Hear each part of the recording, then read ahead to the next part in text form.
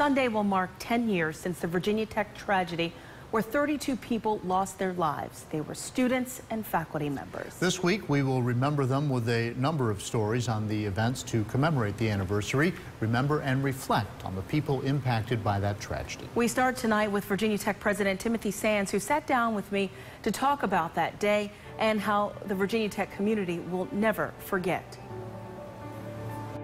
Virginia Tech President Timothy Sands was working at another university on April 16th, 10 years ago, when the father of four, the oldest a college student at the time, learned of the tragedy unfolding. And the only thing I remember from the actual event, from the day, was just thinking, is my daughter safe?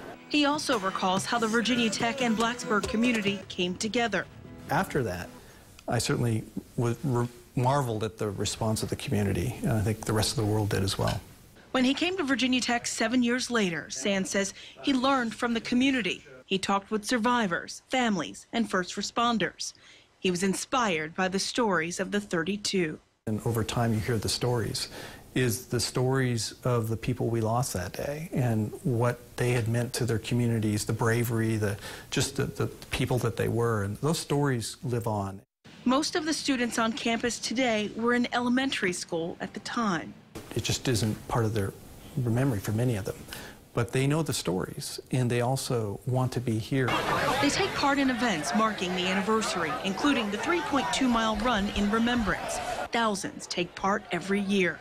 Every year I get a chance to talk to the students, and what brings you to this?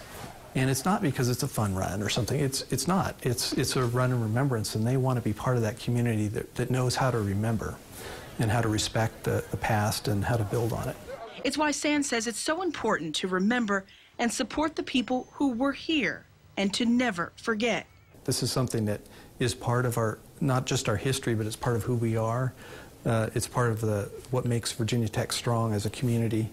It's part of our leadership in higher education. As the tech community continues to heal, Sands says it's important to listen, not just as an anniversary nears, but every day.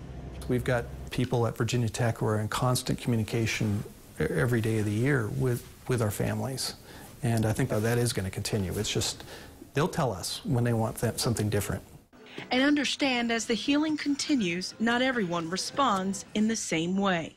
Everybody's on a different path, different trajectory, and you have to recognize that. It's not everybody is in the same place every year.